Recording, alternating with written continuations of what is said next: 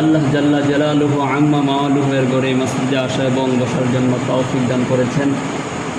সেই মনিবের দরবারে অন্তরস্থল থেকে কালিমাতুশ শুকর আদায় করে দিচ্ছি আলহামদুলিল্লাহ। মহান আল্লাহ রাব্বুল আলামিন যাকে নিয়ামত শুকর আদায় করার মতো এবিলিটি দেন, সক্ষমতা দেন, একমাত্র শুধুমাত্র সেই ব্যক্তি নিয়ামতের শুকর আদায় করতে পারে।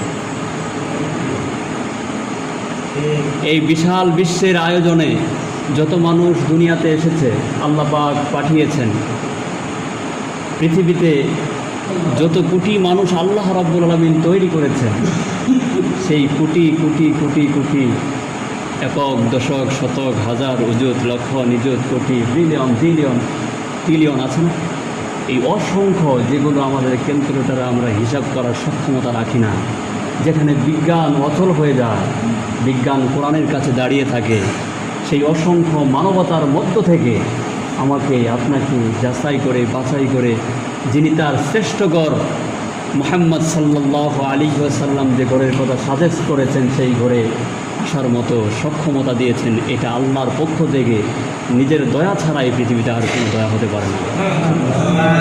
আমরা কার ঘরে এসেছি? আল্লাহ পাকের ঘরে। এই ঘরটা এই পৃথিবীর মধ্যে, ঘরের মধ্যে কিছু নাই, আসবাবপত্র কিছু নাই, তারপরে মুহাম্মদ সাল্লাল্লাহু আলাইহি ওয়াসাল্লাম বলেছেন এই পৃথিবীর মধ্যে শ্রেষ্ঠ ঘরের নাম হচ্ছে মসজিদ।